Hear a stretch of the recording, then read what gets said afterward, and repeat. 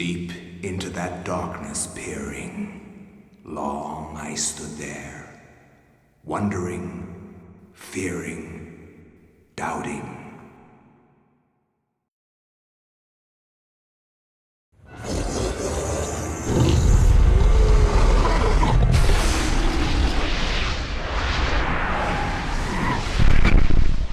Nintendo.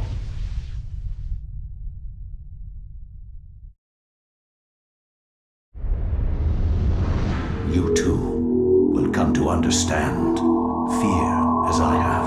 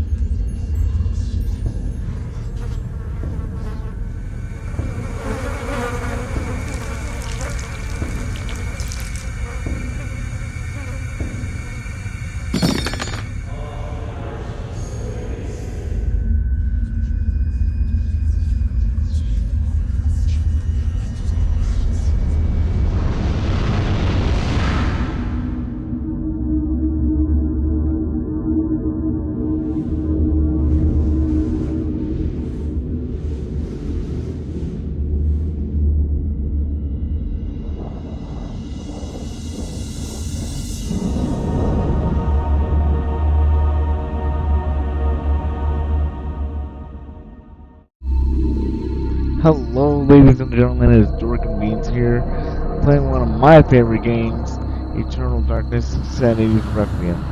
God, I miss doing this. Now, a few quick things before we get started.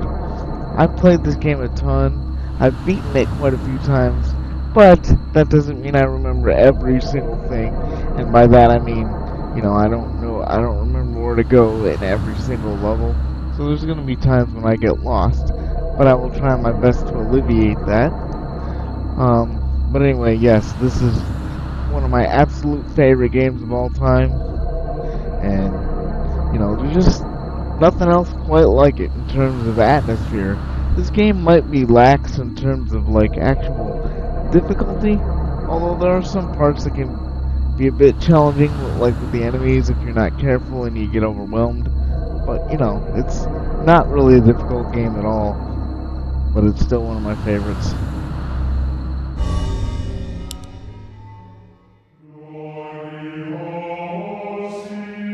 Flesh, bone, bound together with the oddest magical incantation. This wretched book is where it all began so long ago, before time, before humanity. I am Dr. Edward Roivas. I am a clinical psychologist. I am also dead. This is not my story, nor even the story of the Roivas family. It is the story of humanity. Like it or not, believe it or not, as you will. Your perceptions will not change reality, but simply color it. Humanity has been on the edge of extinction for 2 millennia, ignorant of so much and dependent on so few. The Guardians grow restless. Their time once again near. Whether by fate or misfortune, my family has crossed their path, and they didn't take kindly to it. Their attention turns to my granddaughter, for she is the last of my line, and the last hope for humanity.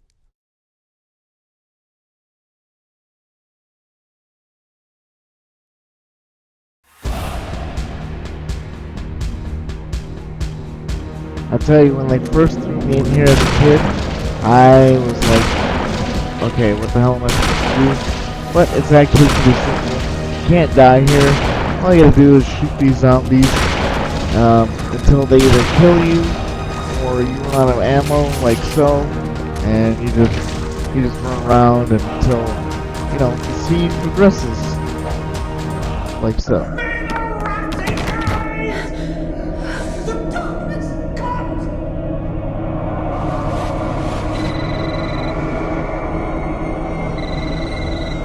Remember me, Alex.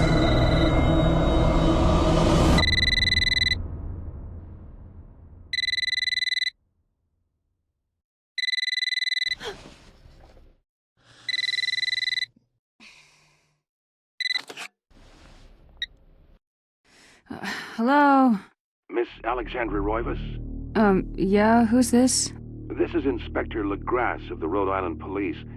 I'm sorry to disturb you, but there's been an accident with your grandfather. I'll be on the next flight out. Damn it, I told them to stop eating chili before bed.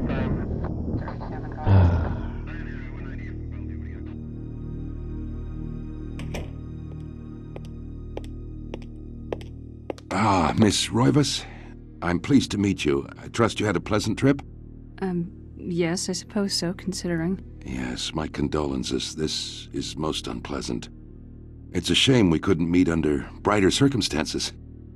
Yes, it is. Can we get this over with, please? Of course, this way. But I must warn you, it's not a pleasant sight. I'm afraid there's not much to see.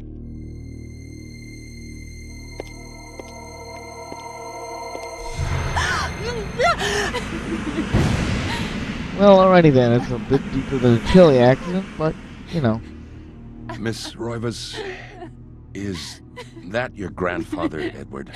Yup. Yes, it's him. He's wearing our family ring. I don't understand. Why are you showing me this? Can't you check dental records or something? What is wrong with you? I'm sorry.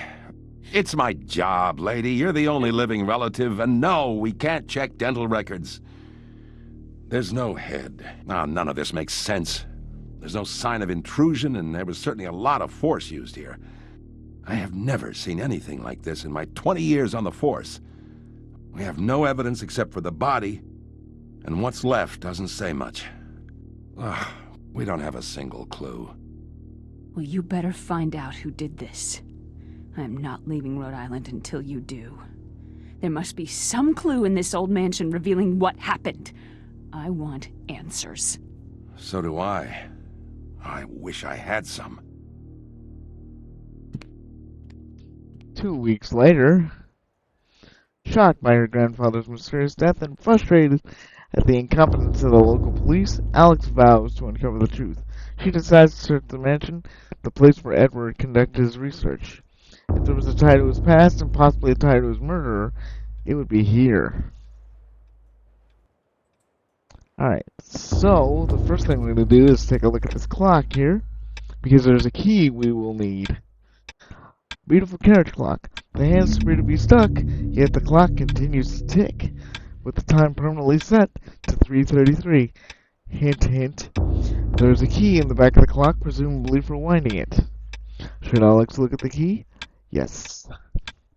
Alex picks up the desk clock and pulls the key from it. However, there's something odd about the key. It isn't for winding at all. It looks like a dresser key. We have found a dresser key.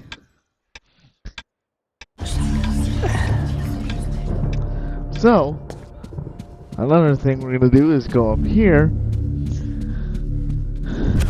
Blah, blah, blah. I'll explain all this later. Yeah. You notice we have a second floor key as well. But if we try to go up to the second floor, you'll notice the key breaks. The key comes apart in the lock. The key to the second floor is broken. Perhaps there's a way of repairing it? Yes, there is, but we don't have the means right now. Alex, let's pick up the second floor key. Alright, now to progress, we want to go in here. And go through this library area. Nice library, by the way.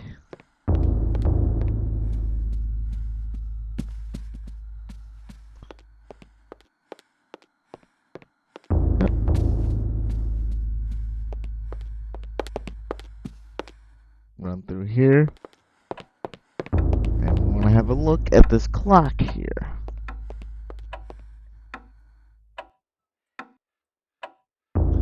This looming grandfather clock seems to stand ominously in the corner, gazing on this empty room with an almost patriarchal air. He moves left and right to adjust the clock hands. Should Alex adjust the clock hands? Yes. Now, if you remember 333, fun fact, that also appeared in the beginning of the opening movie. So we're gonna set it to 333, right around here. Yes, there we go. And voila, a secret passage. I wish I had a secret passage like that in my house. It'd be so awesome.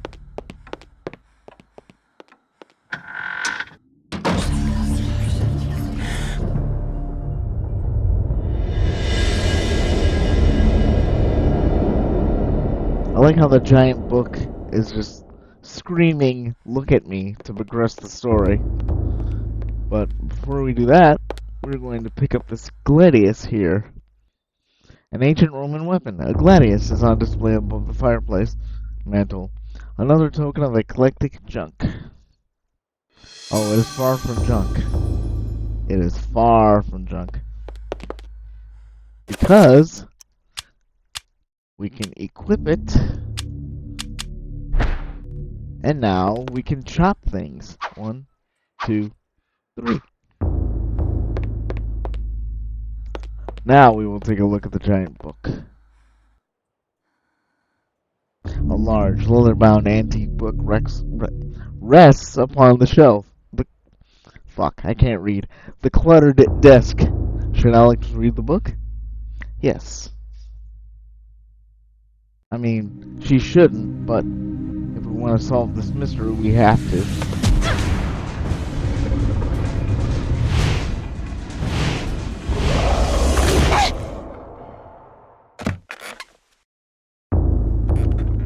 I had no knowledge of what was to come, nor did I care. How the knowledge changed me, it will also change you. As you read this, you will come to learn fear as I have. You too will come to understand, or you will perish. To think that once I could not see beyond the veil of our reality, to see those who dwell behind. My life now has purpose, for I have learned the frailty of flesh and bone. I was once a fool.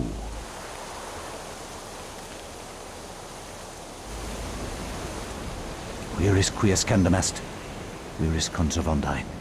Facusatis aquae sumat, et animus eorum confirma. Pugna huis, dia sit modo prima multarum, si inceptum conficiamus. Quam primum, Centurio Augustus. I would like to compliment you once more on your battle tactics. Our enemies did not have a chance. Do you believe that it really exists, Centurion? I do not doubt our Emperor's beliefs, or his orders. But if we are to retrieve the artifact, then we must be strong and patient.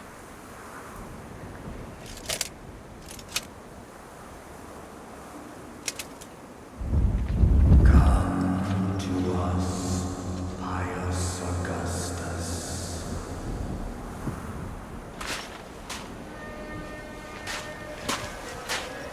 And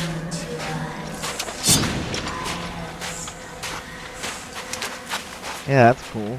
Follow the voices. Sure, why not?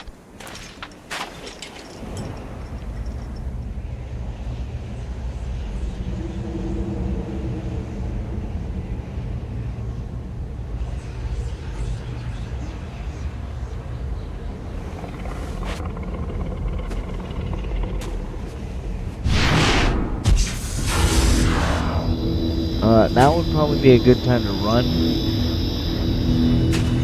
Like,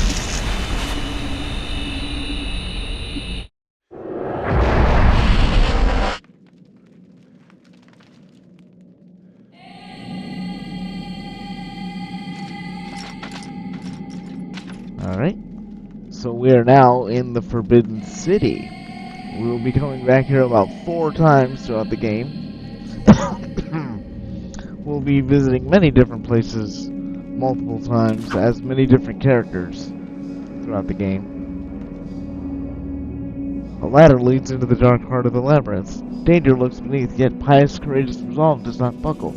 Mine would immediately. I'd be like, can I get out of here, please? Should pious climb down the ladder? Yes.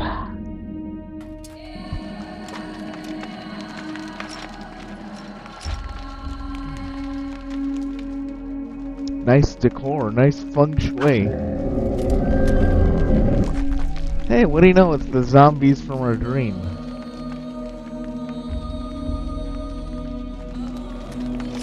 Combat in this game is pretty simple. Mainly just, you know, target limbs, target the head. You can target pretty much the head or the arms or the body, but I just like to target the head just because it, you know, it's the simplest way to take care of most enemies. You can also execute them when they're out. Health meter. This meter represents life energy. Every time my character takes damage, the level will get lower. When it reaches 0, the character will die. No shit.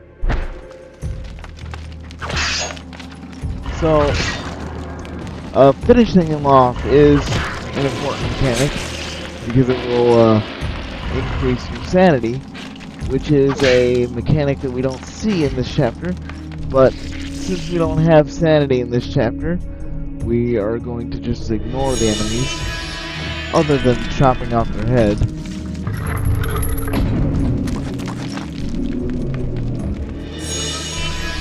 But later, we will be finishing them off.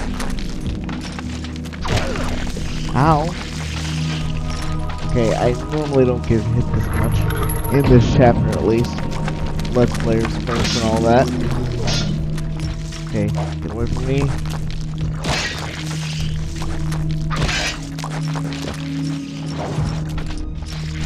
Running walk, can't forget that. After I have. Yep.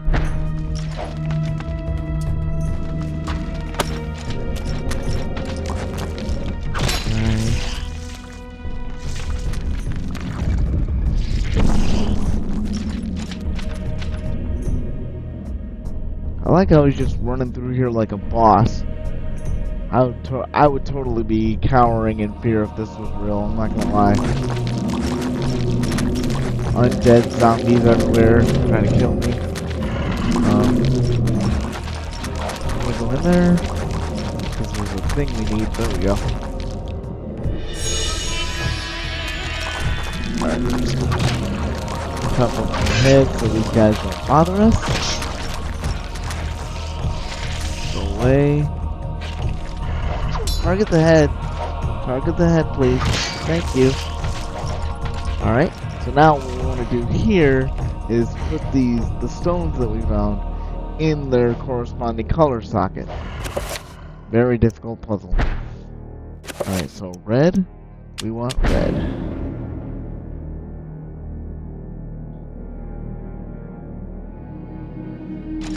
Blue, we want blue.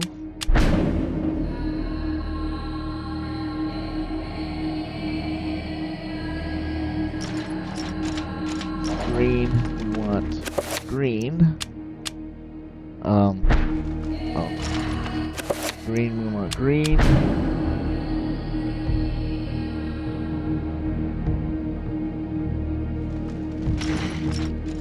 And purple, we want orange.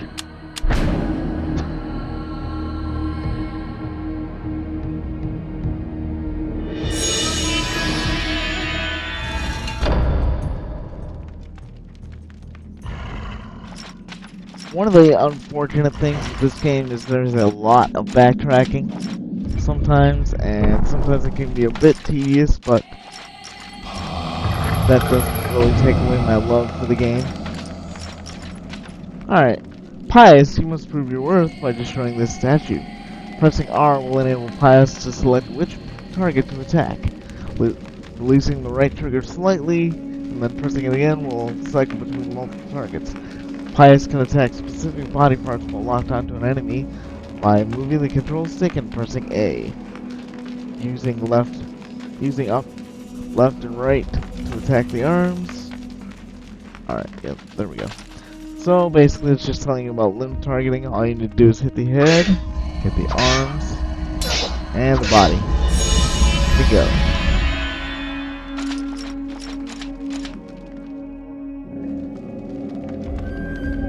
Big giant glowing button. Head. Right.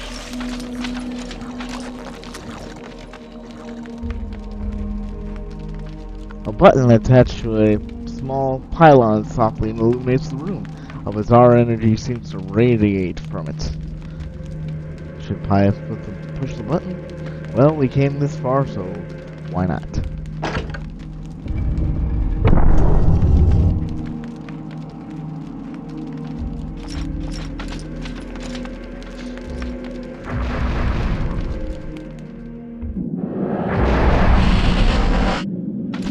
Now, here is the rune selection room, as I like to call it. We have the sigil of Ulyaoth, the sigil of Turga, and the sigil of Zolotov. Now, whatever choice you make doesn't impact the game immensely, but there are some differences. For example, if you pick Ulyaoth, the enemies will be more. You get more blue enemies, and they'll drain your magic faster. Now, choose the red one, then more red enemies will appear, and they will do more damage to you, and thus you will die quicker if you let them continue to attack you. Now, the green ones, they will deplete your sanity faster, and that will make you go insane faster, which will eventually cost you health if you're not careful. So, for right now, I'm going to pick Ulyaoth, shaped like a delicate dome. A pale blue statuette floats gracefully above the pedestal. Should Pius claim the artifact? No, but he will anyway.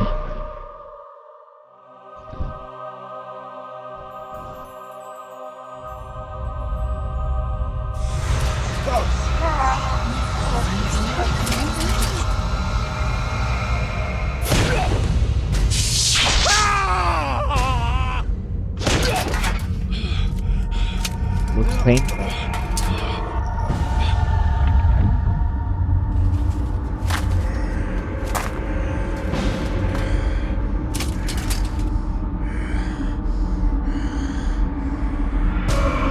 Boy, what a handsome, charming fellow. Ladies, got you covered with this one. Eons have passed since then, and I have learned much. All at once, I understood. The forces of the multiverse all made sense under the transcending power of Ulyaoth. No mountain too high, no city too far. Face me, and you shall surely perish. And that dialogue will change depending on the artifact you chose. Alex has acquired the Tome of Eternal Darkness. And right there, folks, I think we're going to leave it. This has been Dork and Beans playing through part 1, hopefully of many, of Eternal Darkness. I hope you enjoyed it. like, comment, subscribe, and be sure to stick around for hopefully part 2. See you later, guys.